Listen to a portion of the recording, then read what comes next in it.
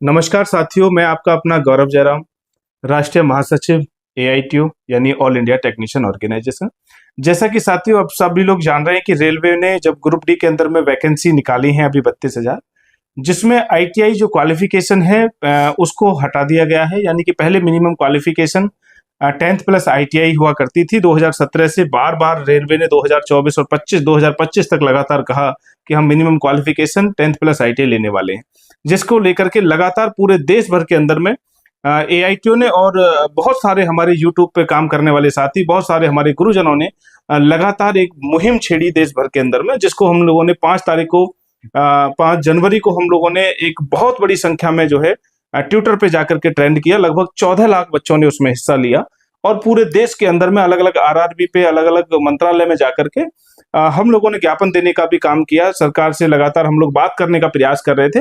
Rail minister जी से भी हम लोग बात करने का प्रयास कर रहे थे, यूके तिवारी जी से भी हम लोग बात करने का प्रयास कर रहे थे, लेकिन हम लोगों को कहीं भी सफलता नहीं मिलने के कारण हम लोगों को रुक करना पड़ा। माननीय न्यायालय की तरफ हम लोग बढ़े और हम लोगों ने जैसे कि पहले हाई कोर्ट में हम लोग गए और हाई कोर्ट के बाद में हमको डायरेक्शन दी गई कि हम लोगों को कैट में केस फाइल करना चाहिए।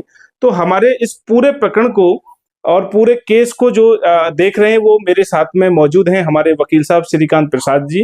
इस पूरे प्रकरण को देख रहे हैं हमारे वकील साहब। नमस्कार वकील साहब। आज हम चाह रहे हैं कि अभी तक का जो आज हम लोग आज हमारी कैट में सुनवाई थी, इससे पहले हमारी हाई कोर्ट में सुनवाई थी, तो मैं चाहूंगा कि सबसे पहले आप हाई कोर्ट में क्या हुआ, आपका पक्ष वहां पे क्या था और क्या डायरेक्शन हाई कोर्ट ने आपको दिया कि हम लोगों को कैट जाना पड़ा, उसके बारे में हमारे बच्चों को आप बताइएगा। देखिए, ऐसा है कि इस चीज़ से हम लोग पहले अवेयर थे कि कैट ही जो है सबसे फर्स्ट कोर्ट होता है क्योंकि लॉ के हिसाब से। बट हम हाई कोर्ट गए थे इस वजह से क्योंकि अभी हम लोग के बीच में हम रेलवे के एम्प्लॉय नहीं बने हैं। अभी अभी हम पॉलिसी को चैलेंज कर रहे थे, तो उस ग्राउंड पे गए थे। केस एक्सेप्ट भी हो गया था, लेकिन जब सुनवाई पे आया तो ये जज टू जज वेरी करते हैं, तो फिर उन्होंने बोला कि कैट भेज रहे हैं, कैट चले जाइए। तो हम लोग तुरंत के तुरंत सारा काम प्रोसेस हो गया, हाई कोर्ट के भी एफर्ट से और हमारे एफर्ट से भी वो कैट में हमारा मैटर लग गया और आज हियरिंग थी कैट में। अच्छा, मैं जानना ये चाहता हूँ कि सबसे पहले हम लोग हाई कोर्ट में गए तो हाई कोर्ट ने जो डायरेक्शन हमको दिया कि हमको कैट में जाना चाहिए, और उसके बाद में आज हम लोग कैट में थे, तो कैट में मैं भी मौजूद था उस समय सुनवाई में, और आपने बहुत ही शानदार तरीके से बहस की। मैंने तो देखा लगभग 20 मिनट 30 मिनट तक लगभग ये बहस चली। तो अभी कैट ने जो आज जो डायरेक्शन, जो आज क्या नई अपडेट है इस केस के को लेकर के, वो बच्चे जानना चाहते हैं। बस शॉर्ट में बता देता हूँ। देखो, ऐसा है कि हमने इस पिटिशन में जो बनाई है, इसमें इस चीज़ को भी मेंशन किया है कि ग्रुप डी वो होते हैं जो लोएस्ट पोस्ट है इंडियन रेलवे में, और जिनका मोस्टली काम जो है होता है वो प्रैक्टिकल फिजिकल साइट्स पे होता है। जैसे पटरियों का हो गया, सिग्नल का हो गया, वर्कशॉप का हो गया, और ये सब चीज़ें काम होते हैं। तो इन सब चीज़ को इम्पॉर्टेंस देते हुए कि इन सब की क्वालिफिकेशंस जो हैं वो इन टेक्निकल पोस्टों को, टेक्निकल कामों को हेल्प करेंगे, कोरोबरेट करेंगे। और जैसा कि रेलवे ने 25 सितंबर 2018 को क्लियर लिखा था कि रेलवे में एडवांसमेंट की वजह से, टेक्नोलॉजी की वजह से, इंस्ट्रूमेंट्स का नया नया मॉडल टेक्निकल होने की वजह से इसमें हम लोग आईटीआई मैंडेटरी कर रहे हैं, और इसमें कोई कोता मतलब रिलैक्सेशन आपके नहीं मिलेगा, ये मैंडेटरी रहेगा जी। तो इस बार मैंडेटरी होना था, बट सडनली ये लोग लेकर के आ गए नहीं, मैंडेटरी नहीं है। अब जो है आईटीआई की ज़रूरत नहीं है, आपके पास है आईटीआई चाहे ना है, आप कोई मतलब नहीं है, हमें मिनिमम एक 10th क्वालिफिकेशन चाहिए। तो हमारा इसमें था कि देखिए, ये बात सही है कि रेलवे के पास पूरी पावर है कि पॉलिसी बना सकती है, चाहे वो जोक बना सकती है, जो भी बना सकती है। अब उनको अगर टेक्निकल बंदे नहीं चाहिए, उनको अगर नॉन टेक्निकल जनरल आदमी चाहिए, सिग्नल टेलीकॉम में इलेक्ट्रिकल इंजीनियर, पोस्ट तो इलेक्ट्रिक की देंगे, वो इलेक्ट्रिकल इंजीनियर की या फिर जो भी है वर्कशॉप इलेक्ट्रिशियन की, जी। लेकिन पढ़ाई उनको 10वीं की चाहिए। जी। तो ये फर्स्ट अनफॉर्चुनेट मैं देख रहा हूँ इस तरह का। तो उस पर हमने बहस हुआ, बहुत देर तक आर्गुमेंट्स हुआ, और जज को सब चीज़ तक कन्विंस भी किया। और लेकिन यही था कि जज का कहना कि देखिए, अनएम्प्लॉयमेंट बहुत ज़्यादा है देश में, और पीएचडी होल्डर्स बच्चे भी जो है नौकरी के लिए उनके पास कोई रोजगार नहीं है। तो ऐसे केस में अगर गवर्नमेंट 32,000 वैकेंसी लेके आई है, तो इसमें सबको पार्टिसिपेट करना चाहिए, ये उनके साथ भी अन्याय ना हो जाए कहीं। तो हमने कहा कि सर, हम तो चाह रहे हैं कि सभी के लिए एप्लीकेशंस खोली जाए, लेकिन हमारा रेस जो है कंपटीशन का वो उनके साथ होना जो हमारे लेवल के हैं। मतलब हम 10वीं आईटीआई के लोग हैं, हमारे साथ अगर आप M tech B tech PhD holders को compete करेंगे तो हम कहाँ टिकने वाले हैं। तो ये कुछ लीगल प्रिंसिपल थी सुप्रीम कोर्ट की जजमेंट की। ट्रांसपेरेंसी रिक्रूटमेंट जो होता है वो फेयर होना चाहिए। इसमें दो अलग अलग अनइक्वल्स लोगों को इक्वल प्लेटफॉर्म्स पे आप नहीं रख सकते हैं। और दूसरा था कि आप इतने बार 5 साल से कहते आ रहे हैं लेजिटिमेट एक्सपेक्टेशन आप क्रिएट कर रहे हैं कि जब भी वैकेंसी निकलेगी तो ये मैंडेटरी होगा, और ये फर्स्ट वैकेंसी आई है 2018 के बाद, तो मैंडेटरी होना चाहिए था। तो इन ग्राउंड्स पे सुना, और एटलीस्ट हमारा केस को जो है उन्होंने, हम तो चाह रहे थे कि ये इंटरिम डिनाई कर दे कि नहीं ये बेकार केस है, नहीं होगा, लेकिन केस को एक्सेप्ट किया है और शॉर्ट नोटिस भी दिया है रेलवे को कि शॉर्ट जवाब भी फाइल करिए, हमको इस पे तुरंत सुनवाई करनी है, आर्गुमेंट्स करना है, और एप्लीकेशंस की डेट खत्म होने से पहले इस पे बहस करके इसको कंक्लूड करना है कि आपका इस तरीके का बिहेवियर अचानक से हटाना और आपकी वजह से जो 40 लाख बच्चों ने आईटीआई करी है उसके ऊपर आपका क्या पक्ष है। रेलवे को बोला आप उसको रखिए, हम इस पे आर्गुमेंट्स करेंगे 14 फरवरी 2024 को। अच्छा अच्छा, इसी बीच में मैं ये जानना चाह रहा हूँ, और बच्चों के सवाल आ रहे हैं बहुत सारे। पहला सवाल बच्चों का ये है कि अभी आज रात 12 बजे के बाद में आई थिंक इसकी विंडो ओपन हो जाएगी, और ओपन होने के बाद में कल से फॉर्म ऑनलाइन होने शुरू हो जाएंगे। तो क्या बच्चों को ये अभी कोई ऐसा डायरेक्शन कोर्ट की तरफ से कुछ है कि भाई फॉर्म ऑनलाइन अभी नहीं कर सकते हैं, या कुछ ऐसा कुछ हुआ है क्या? देखो ऐसा है, हाँ, इस पे किसी ने मिसकंसेप्शन डाला। देखो क्या होता है कि रिक्रूटमेंट्स के प्रोसेस होते हैं। पहला प्रोसेस होता है वैकेंसी का एडवर्टीजमेंट और उसके बाद फॉर्म भरना। तो फॉर्म भरना एक सब्सटेंशियल नहीं है, एक तरीका है कि आवेदन मंगा दिए जा रहे हैं। जी। तो ये खाली आवेदन मंगा लिए जा रहे हैं, और जिसकी डेट निर्धारित हो चुकी है, रेलवे ने सारा इसका प्रोसीजर तैयार कर रखा है। तो फॉर्म को रोकना कोर्ट ने समझा कि उचित नहीं है, बहुत सारी चीजें, लेकिन हाँ, हम इस केस को फॉर्म के डेट खत्म होने से पहले सुनेंगे। उस दिन हम अगर सेटिस्फाई हो जाएंगे कि गलत है तो हम लोग उसको कंक्लूड कर देंगे।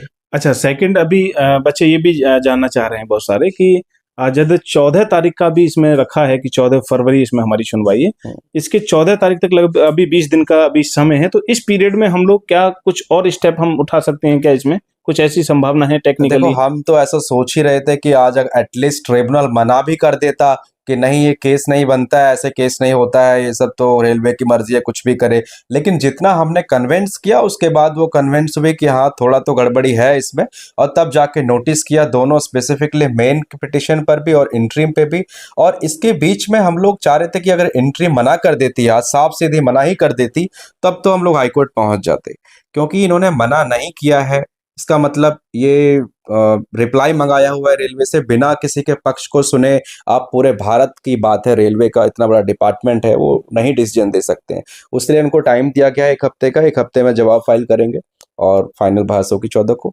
अच्छा, यहाँ पे अभी 2 चीजें निकल करके आई हैं कि पहली बात ये कि ये माना जाए कि कोर्ट ने माननीय न्यायालय ने और जो जज साहब वहां बैठे थे कि उन्होंने कुछ ऐसा महसूस किया कि इसमें कुछ है, इस वजह से शायद हमारा केस एक्सेप्ट हुआ है, अदरवाइज इसको कैंसिल भी किया जा सकता था। बिल्कुल, क्योंकि मैंने तो ये शुरू में मैंने तो ये भी कहता कि आप किसी वकील से पूछ लो। I have consulted at least 20 senior advocates, इन्होंने कहा कि प्राइमा फेसी ही है, पॉलिसी मैटर है, आप इसको कोर्ट में नहीं डाल सकते हैं। बट स्टिल हमने ये चीज देखा कि बात सही है, आप लोग रेलवे को जो करना है करे भाई। लेकिन सडनली अचानक से जो कंपटीशन बढ़ गया हमारे बीच में, 2 लोगों के अलग अलग लेवल के लोगों में, ये प्रॉब्लम थी, और इसको हमने बेस बना करके केस को आगे बढ़ाया, जो कि एक्सेप्ट हो गया है और इस पे ये चीजें हो रही है। और मुझे उम्मीद है कि 14 तारीख को हम फाइनल ऑर्डर, चाहे जो भी ऑर्डर हो, उसको लेंगे ताकि एक आगे बढ़ने का रास्ता भी मिल पाए। और ट्राइब्यूनल्स जो हैं वो ज्यादा कॉन्स्टिट्यूशनल एस्पेक्ट से नहीं सोचते हैं, जी। संवैधानिक तरीके से। इसमें क्या है आपके केस में कि आपका संवैधानिक मौलिक अधिकार का हनन क्या हुआ है कि आपको आर्टिकल 14 जो कहता है कि आप 2 व्यक्ति को जो अलग अलग लेवल के हैं वो आप बराबर उनको ट्रीट नहीं कर सकते। तो 2 अलग अलग लेवल के हैं, एक हायर क्वालिफाइड, एक 10वीं पास आईटीआई, तो आप इनको एक बराबर पे ला रहे हैं, ये गलत है। संविधान के हिसाब से, जजमेंट्स के हिसाब से, जो कि हाई कोर्ट्स और सुप्रीम कोर्ट ज़्यादा बेटर तरीके से समझते हैं। हमने आज कम से कम 500 पेज की 5 जजमेंट्स लेके गए थे उस केस को, तो वो खोला भी नहीं यहाँ पे। तो उसको हम लोग नेक्स्ट हियरिंग पे कंप्लीट फाइनल बहस करा करके इसको कंक्लूड कराएंगे, और नहीं तो आगे बढ़ेंगे हाई कोर्ट, और हम लोग जाएंगे। क्योंकि देखो, कोई भी चीज़ होता है गौरव भाई, जज टू जज वेरी करता है जी। एक जज यहाँ पे कुछ बोल रहा है, एक जज वहां पे कुछ बोल रहा है, इसीलिए हमारा सिस्टम इतना ब्यूटीफुल है। तो ऐसा नहीं है सोचना है कि वीडियो में हमने ऐसे बोला कोर्ट ने कि नहीं, अनएम्प्लॉय बेरोजगार लोग भी फॉर्म भरने दो, कोई दिक्कत नहीं है, भरने दो, कोई प्रॉब्लम नहीं है, लेकिन 10वीं के सिर्फ हो, हमारे लेवल के हो। अच्छा, यहाँ पे अभी एक चीज मैं जानना चाह रहा हूँ कि जैसे हम लोग कोर्ट रूम में थे, तो जो जज साहब की तरफ से जो बोला जा रहा था सारी चीजें, तो क्या वो रिटर्न में उन चीजों को वो रिटर्न में भी वो लोग करेंगे, हाँ, या फिर मैं वो वही केवल चीज बोलने की बात कुछ और होती है और आदेश कुछ बस और बस होता है? बस यही इंपॉर्टेंट है। जी। देखो, उसको कहते हैं ऑबिटर डिक्टम। कोर्ट बहस कर रहा है, सवाल जवाब कर रहा है, अपनी जानकारी ले रहा है, क्या है नहीं है, वो अलग चीज, आउट ऑफ लॉ है वो सिर्फ हमसे बातें कर रहा है। उसका ना ऑर्डर शीट पे जिक्र होता है, ना वो कानून के तहत वो बात होती है, तो उसका कोई मतलब नहीं है। उन्होंने जो भी बोला कि बेरोजगार हैं, अप्लाई करने तो वो कर, उनका कोई मतलब नहीं है। ये कोई लॉ में सेंस नहीं है, और लॉ में इसको मानते भी नहीं है। सिर्फ एक मुंह जबानी बहस थी हम दोनों के बीच में।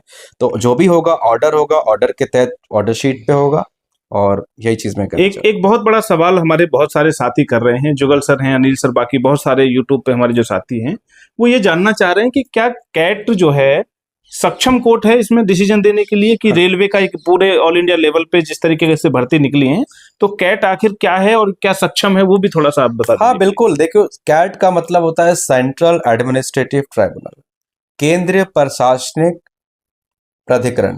ठीक है, तो केंद्र सरकार की जो भी नौकरियां होती है, यहाँ आईएएस हो गए, आईपीएस हो गए, वो सब भी यहीं पे केस करते हैं।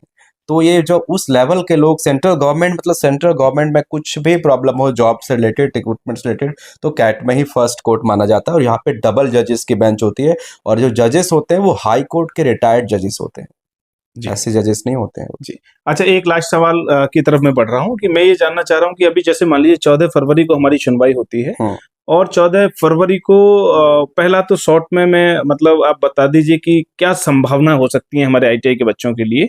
पहला सवाल तो ये है, और दूसरा इसी से जुड़ा हुआ सवाल ये है कि अगर बाय द वे वो फैसला आईटीआई बच्चों के पक्ष में नहीं आता है कैट की तरफ से, तो हमारे पास में क्या स्टेप है? मैं बता देता हूँ। इसमें मैं जो बहुत ज्यादा पॉसिबिलिटीज लग रही है मैं वो बताता हूँ। अभी जब रेलवे जवाब फाइल करेगा, क्योंकि हम लोगों ने क्या एडवांस तरीका लिया है, हम लोग 2 जनवरी 2025 के लेटर को अब खत्म कर दिया, उसको भूल गए। हमें पता नहीं 2 जनवरी को क्या हुआ नहीं हुआ, क्योंकि 2 जनवरी की बात आपने कहीं एडवर्टीजमेंट में, न्यूज़पेपर में कहीं नहीं किसी को कम्युनिकेट किया है, तो वो माना जाएगा कि हमको नहीं पता है, वो बिल्कुल नहीं पता है। आपने सडनली जो 28 दिसंबर के बाद आपने सीधा इस अभी 2 दिन पहले कल जो एडवर्टीजमेंट सडनली चेंज कर दिया, तो यही एक लॉ है जिसके बेस पे उनको जवाब देना है कि भैया आखिर 10 दिन में, 2 दिन के अंदर आपको क्या ऐसी आफत आई कि आपने क्वालिफिकेशन चेंज कर दिया। आप उसको कानून में जस्टिफाई करो कि आपने इस वजह से किया, उस वजह से किया, किसने डिसीजन लिया, किसने डिसीजन नहीं लिया।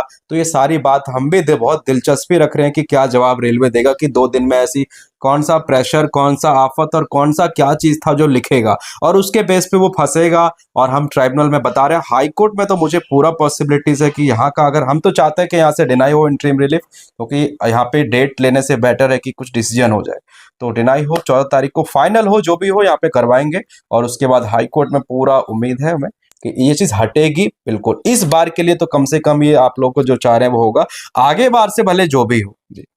अंतिम सवाल, आईटीआई के बच्चों के लिए क्या संदेश देना चाहते हैं कि वो किस तरीके से अपनी पढ़ाई पे और किस तरीके से इस मूवमेंट के अंदर में वो लोग? देखो, मैं बता रहा हूँ आप लोग, सबसे पहले चीज है कि अभी एप्लीकेशन फॉर्म्स चल रहे हैं, अभी कोई एग्जाम की डेट नहीं, कुछ है डेट लेकिन बाद में है। उससे पहले ही हम लोग एप्लीकेशन फॉर्म के लास्ट डेट कंप्लीट होने से पहले ही हाई कोर्ट भी पहुंच जाएंगे, और हाई कोर्ट से हम लोग कोई ऑर्डर भी कर लेंगे जो भी होगा। तो एक बेहतर ऑर्डर, हमें पूरा भरोसा हाई कोर्ट से मिलेगा एटलीस्ट इस बार के लिए। जी। इस वैकेंसी में आपको 10th प्लस आईटीआई मैंडेटरी होगा, बाकी भविष्य में जो भी हो उसका नहीं पता मुझे, बट इस बार का मुझे पूरा उम्मीद है कि करवा सकते हैं। जी जी, बहुत बहुत शुक्रिया हमारे साथ में अभी जुड़े हुए थे, कि जो पूरे केस को हमारे को पहले दिन से लीड कर रहे हैं। और इनके साथ में एक और हमारे वकील साहब हैं शहरावत जी, जो इनके साथ में इस पूरे प्रकरण को जो है दोनों लोग ये बहुत अच्छे तरीके से इसमें देख एक रहे हैं। और चीज मैं बोलना चाहता हूँ जी लास्ट में, जैसे मेरे को भी कई फोन आए कि सर कुछ नहीं है इस केस में, क्यों ले रखा है आपने, बेकार है, ऐसा है वैसा है। तो मैं बता रहा हूँ कि देखो, केस में बेकार, भले मैं जान रहा हूँ कि पॉलिसी मैटर है, लेकिन इसमें गलत क्या है कि सडनली आप 10 दिन पहले एडवर्टीजमेंट चेंज करते हैं, क्वालिफिकेशन, जी और इसकी वजह से दो अलग अलग लेवल के लोग compete करेंगे। जी बस यही एक प्रॉब्लम है, और मैं चैलेंजिंग केस लेता हूँ जो डिफिकल्ट हो, जिसमें आसानी ना हो। तो उसी के तौर पे मैंने केस लिया, और मैं आपको इसमें प्रूव भी करके दिखाऊंगा हाई कोर्ट के थ्रू कि ये इनका सडन जो चेंज है वो गलत है। जी जी, बहुत बहुत शुक्रिया साथियों। आप अभी सुन रहे थे, सभी आईटीआई के बच्चों को मैं बताना चाहता हूं कि आप अपनी पढ़ाई पे पूरी तरीके से आप फोकस रखें, और आपकी जो लड़ाई है उसको हम बहुत मजबूती के साथ में हम लड़ हाँ, रहे वो हैं। एप्लीकेशन फॉर्म कंप्लीट होने आप से पहले पहले हम लोग। आप अपनी प्रक्रिया को जारी रखें, और उम्मीद है कि हम लोग जब तक एप्लीकेशन का जो लास्ट डे होगा उससे पहले हम लोग हाई कोर्ट में भी चले जाएंगे। अगर ऐसा होता है कि कैट की तरफ से अगर बहुत अच्छा रिजल्ट अगर नहीं मिलता है, तो हमको हाई कोर्ट के लिए भी हमारे लिए विंडो खुली है, और उसके आगे भी जाने के रास्ते हमारे पास में खुले हुए हैं। हम आपकी लड़ाई को लगातार लड़ते रहेंगे। आप पढ़ते रहिएगा और लगातार जुड़ते रहिएगा। बहुत बहुत धन्यवाद। नमस्कार।